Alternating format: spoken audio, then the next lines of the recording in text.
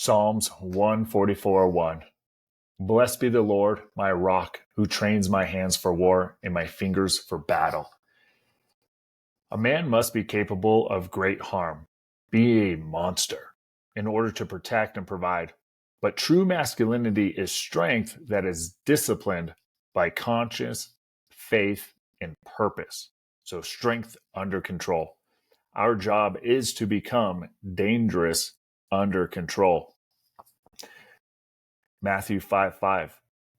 Jesus literally tells us that those who have strength under control shall inherit the earth. So I want you to think about this. What does the phrase "be a monster" make you think of? Now, we have to define words because words have meaning. So if we're going to define this idea, be a monster, what does that mean? To cultivate capacity, physical strength, composure under threat, moral courage, tactical competence, and psychological toughness. Under control, what does this mean? Let's define it. Self-mastery, moral code, restraint, the strategic use of force when necessary. Now, how do we integrate this shadow? What's the psychological aspect of this? Because men who deny the dark parts of themselves, whether it be rage, predatory instincts, being territorial, they project them outward and explode. And integrating the shadow means know the capacity exists, examine it, own it, transform it into controlled force and protective service. Now, why this matters neurologically and behaviorally? Because capacity without integration equals impulsive violence, shame, or addiction. But integration plus discipline, this equals predictive behavior, emotional regulation, trustworthy leadership. Those around you feel safe and secure, especially the women and children. Now, think to yourself, when have you seen capacity without control? Maybe someone powerful, but making a mess or a fool of themselves. And now we can dive into biblical models and biblical support. Jesus, he had strength under restraint. In John 2, we know that him clearing out the temple, flipping the tables, he was righteous. Forceful action, but directed and purposeful. He literally sat on the steps, finished weaving his whip. He knew what he was getting himself into, and he did not do it out of anger. He was calm and composed. He was giving off a physical presence, and it was based off principle, not a quick reaction out of rage. In Luke 23:26, Jesus is carrying the cross.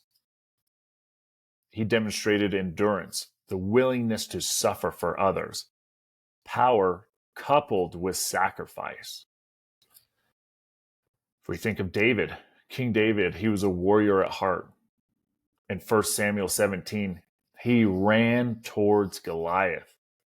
He demonstrates courage and capability used to protect God's people.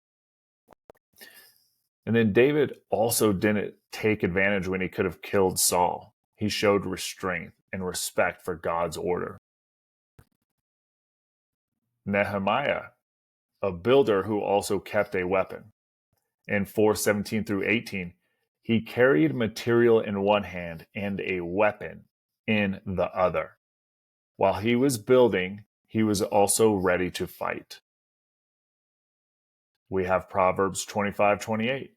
A man without self-control is like a city broken into and left without walls. James 1:19 through 20. Be slow to speak, slow to anger. 1 Corinthians 9:27. Discipline of the body. So how do sacrifice and restraint fit together in leadership? Think about this. Ponder this question. Which biblical figure best represents monstrous capability under control to you, and why? Now, how do we build this capacity? Physical training categories, specific implementation steps. Let's go over those. Because you have to train like it matters. Strength training 3 times a week, compound lifts, functional conditioning, martial arts, defensive training. Be in the gym. Why? Because physical training creates psychological confidence and real protective capability. Mental and emotional capacity, daily discipline, waking up early, focused working blocks, reading the scripture, journaling your shadow impulses.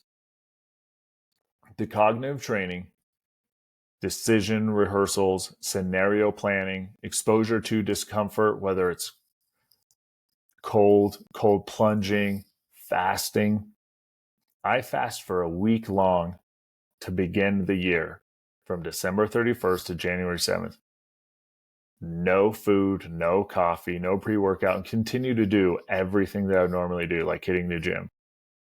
And there's this celebration of my birthday during that week, and I do not care. So how do we train and become disciplined and overcome discomfort? Moral and spiritual control. So how do you write down a personal code of conduct? Have non-negotiables with yourself. Daily confession and accountability with a trusted brother. Do you have one of those? Seek out men in your circle to hold you accountable.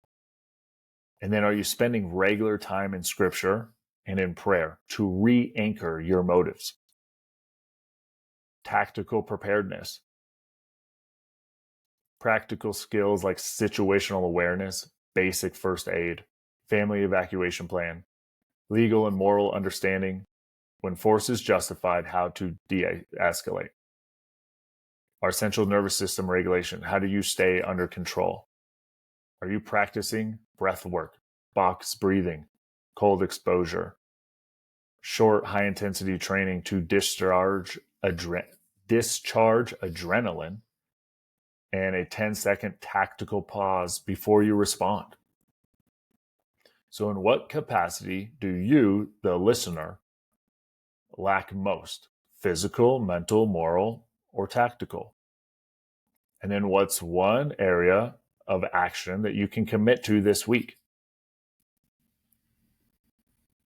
Let's think about some exercises you can do on your own and channel and restrain any dark energy. Shadow journal. Each evening, write one impulse you had: anger, envy, lust.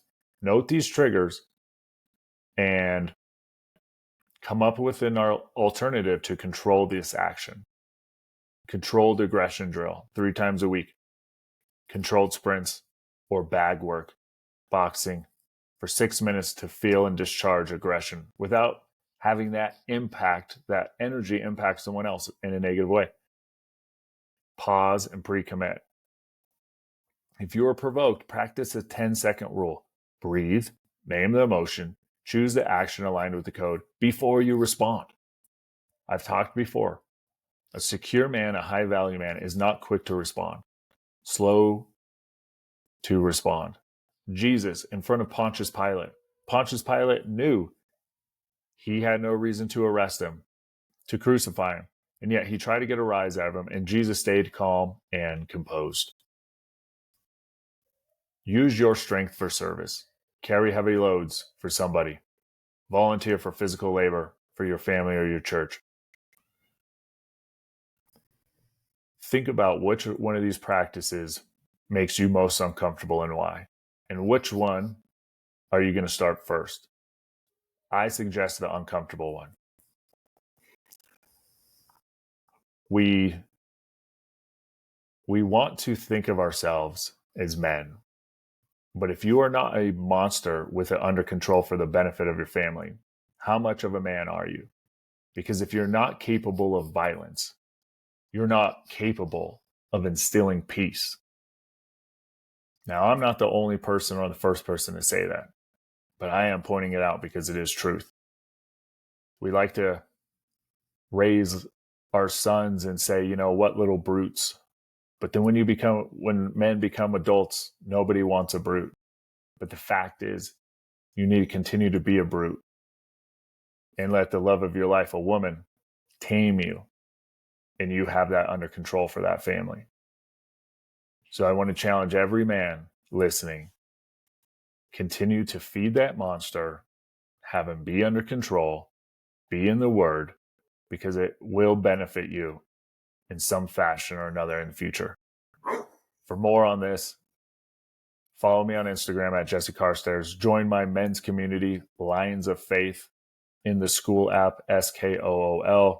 Search Jesse Carstairs or Lions of Faith. And there's a whole brotherhood in there when we're working on this diligently every week.